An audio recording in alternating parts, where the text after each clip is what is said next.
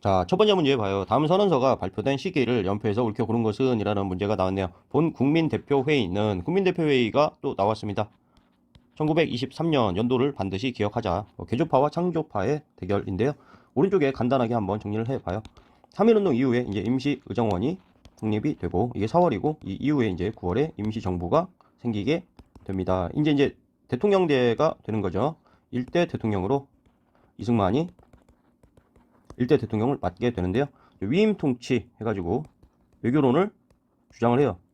지금 독립을 하자라고 했는데 위임 통치를 유엔에다가 제출을 하면서 청원을 하게 됩니다. 우리를 위임 통치해달라. 그럼 뭐 계속 강대국한테 가서 우리를 통치해달라라고 하는 거죠. 그러다 보니까 이거를 기점으로 해서 갈등이 생기게 됩니다. 그래서 파가 이렇게 나눠지게 돼요. 개조파하고 창조파 그리고 현상유지파로 나눠져요.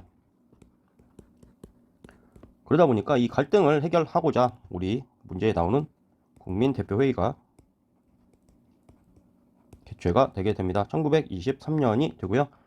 이제 국민대표회의에서 뭐 현상유지파는 참석 자체를 안 해버리고 개조파하고 창조파가 나와가지고 갈등만 커집니다. 그래서 결과는 좋지 않다. 다수가 임정을 떠났다. 이렇게 되고요. 이 이후에 이제 25년에 일대 대통령인 이승만이 탄핵이 되고 2대 대통령인 박은식이 나오게 됩니다. 이 시기를 물어보는 거예요. 하다 보니까 국민대표회의 1923년 하면은 개조파하고 창조파의 갈등이다. 현상유지파는 아예 참여 자체를 안 해버렸다. 그래서 이 시기를 물어보는 거 연도를 외우고 있는 게 가장 좋습니다. 그래서 2번에 해당할 테고요. 이 뒤에 25년 보니까 박은식이 대통령에 취임하게 되죠. 31년 한인 애국단이 나왔네요. 이봉창하고 윤봉길을 기억해 두시면 되고요.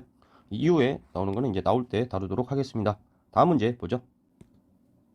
자, 문제 읽어봅니다. 같은 거를 물어보는 문제예요. 밑줄 그은 회의가 개최된 시기를 연표해서 옳은 것은 우리 하는 거면 반복이 많이 된다라고 했죠. 읽어봅니다. 이 자료는 대한민국 임시정부가 침체에 빠지자 왜 침체에 빠진다고 했어요. 일대 대통령인 이승만이 위임 통치를 주장하게 되니까 유엔에다가 위임 통치를 막 청원하고 하게 되니까 갈등이 생겨가지고 일이 진행이 안 된다. 그러다 보니까 독립운동의 새로운 활로와 방향을 모색하기 위해 상하이에서 개최된 회의의 의사일정입니다. 국내외 각지에서 온 대표들은 임시정부에 대한 처리를 둘러싸고 창조파 그리고 개조파 등으로 현상유지파는 아예 참석 자체를 안 해버렸다라고 하죠. 그래서 1923년에 국민대표회의다. 연도를 외워두자. 이 이후에 이제 이승만이 탄핵이 되고 이때 대통령인 박은식이 취임하게 됩니다. 이 문제 보니까 이 밑에는 뭐 거의 똑같게 나오죠. 그래서 가에 해당합니다. 거의 같은 문제죠. 같은 문제를 좀 다르게 물어보는 정도밖에 안 됩니다. 다음 문제 보죠. 자, 다음 문제 봅니다. 가해 활동으로 오른 것을 보기에서 고른 것은 박물관 스탬프 투어, 국외 독립운동의 전개. 이 전시관은 국권 피탈 이후 국외에서 전개된 독립운동을 주제로 구성되어 있습니다. 특히 3.1운동의 영향으로 수립된 가해 활동에 대한 자료가 전시되어 있어요. 자료를 잘 살펴보고 스탬프를 찍어보세요. 상하이에서 가해 수립 초기의 청사로 사용한 건물 모양입니다. 이 청사에서는 임시의정원의 회의가 개최되기도 하였습니다. 오른쪽에 정리를 해봐요. 이제 3.1운동이 있고 3.1운동은 뭐 당연히 3월부터 계속 이어지죠. 그리고 4월 정도에 상하이에서 이제 임시의정원이 생기죠. 임시의정원 하게 되면은 이제 이동영이 의장이 되고요. 국무총리는 이승만이 되죠. 이후에 이제 9월에 가게 되면 임시정부가 대한민국 임시정부가 만들어지게 되는데요. 1차 개헌을 통해서 이제 대통령제를 채택을 합니다. 1차 대통령이 누구냐? 초대 대통령으로 이승만이 나오게 되고요. 이때 이제 국무총리가 이동희가 되게 되는 거죠. 이 이후에 이제 어떻게 돼요? 이승만이 외교론 해가지고 위임 통치를 유엔에 있는 강대국들한테 막 청원을 하게 되니까 갈등이 생기게 되고요. 1923년에 국민대표회의를 개최하지만 결과가 매우 좋지 않다. 다수는 임정을 떠났다라고 알려져 있습니다.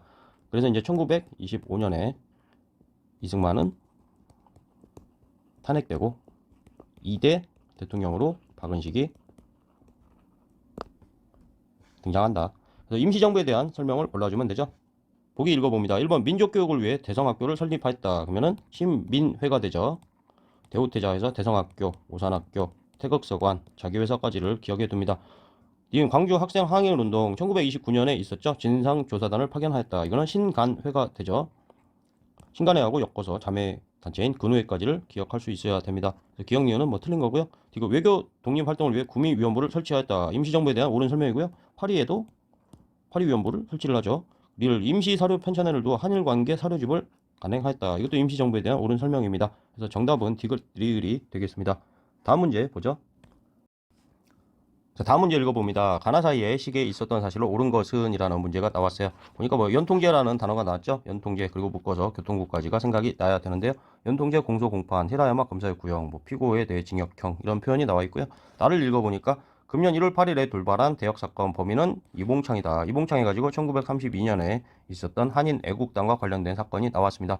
뭐 교통국하고 연통제하고 엮어가지고 우리 임시정부 흐름을 보게 되면 교통국하고 연통제 이런 것들이 뭐 잘해야 사실은 한 2년 정도까지밖에 못 갑니다. 임시정부 흐름 중에 우리 시험에 가장 잘 나오는 1923년에 국민대표회의가 있잖아요. 그리고 이전에 뭐가 있어요? 1대 대통령으로 임시정부에 있었던 이승만이 유엔 등의 강대국의 위임 통치를 부탁하게 되면서 사실 갈등이 생기잖아요. 뭐 창조파, 개조파, 현상유지파 등등이 있어가지고 갈등이 생기게 되는데 이 연통제하고 교통국도 국민대표회의가 있기 전에 뭐 다 와해가 돼 버립니다. 뭐 이런 상황이에요. 그래서 1923년 이전에 이미 문제가 좀 많아요. 보다 보면 임시정부가 그렇게 대단하게 나온 것 같지만 초반에만 크게 왔다가 이때 갈등이 많이 생깁니다. 임시정부 사이에 막 권력 다툼도 많고 뭐 제가 좋아하는 뭐 이회영 선생님 같은 경우에는 이게 뭐 이렇게 모아가지고 이게 되겠냐고 하고 나중에 이제 막 아나키스트가 돼버리죠. 다만 우리 시험에서 이회영 선생님을 그렇게 자세하게 다루지는 않습니다. 1923년에 이제 어떤 일이 있는가?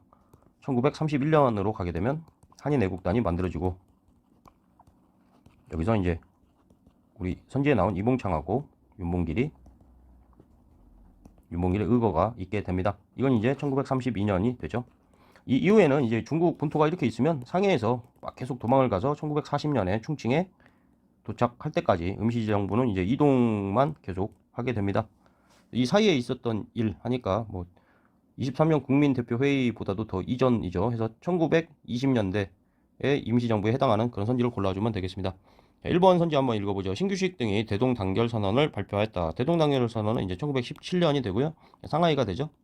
신한 혁명당이 되죠. 신한이란 단어, 신한혁명당이든 이후에 이제 신한청년단도 있죠. 파리 강화에 이제 김규식을 파견하고 그래서 이렇게 신한이라는 단어가 있으면 이거 다 상하이에 해당합니다. 이번 대한민국 임시정부가 대일선전 성명서를 공포하였다. 대일선전포고를 한 거죠. 이것도 우리 한능검에서 엄청나게 좋아합니다. 이상하리 싶을 만큼 좋아해요. 3번 김구와 이시영 등이 항저우에서 한국국민당을 창당했다. 1935년이 되는데요. 한국국민당 이 내용은 이제 또 뒤에서 다루도록 하고요. 충칭에서 지청천을 총사령관으로 하는 한국광복군이 창설되었다. 1940년이 됩니다. 이후에 해당하죠. 5번 독립운동의 방략을 논의하기 위해 국민대표회의가 개최되었다. 그러면 국민대표회의 1923년이 되죠. 다 국민대표회의 이전에 다 일어났었던 그런 일들이에요. 사이 시기에 있었다라고 하니까 5번이 되겠죠. 그래서 가나 사이 시기를 뭐 임시정부를 기준으로 딱 말해주자면 상하이 임시정부가 있던 시기에 있었던 일을 묻는 그런 문제가 되겠습니다. 우리 시험이 이제 좀 특이하게 한능검이 고려나 조선이나 뭐 삼국시대, 남북국시대 뭐 그런 것도 좀 생각보다는 굉장히 허술하게 다룹니다. 그렇게 어렵지 않게 다루다가 근현대사에 와가지고 갑자기 일제강점기하고 독립운동에 대해서 미친 듯이 다뤄요.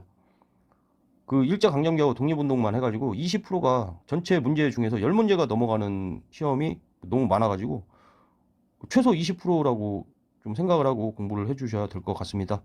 왜 이쪽만 이렇게 다루는지는 잘 모르겠지만 뭐 일단 시험이 그렇게 나오니까 외워줘야죠. 이쪽을 중점적으로. 다음 문제 보겠습니다. 자, 마지막 문제 봅니다. 가단체의 활동으로 옳은 것은 이 책은 가가 국제연맹의 한국 독립의 당위성을 호소하기 위해 편찬한 것입니다. 보니까 한일관계 사료집이 나왔네요. 보면 대한민국 임시정부에 대한 그런 내용이 되겠습니다. 임시정부에 관련된 선지를 골라주면 되죠.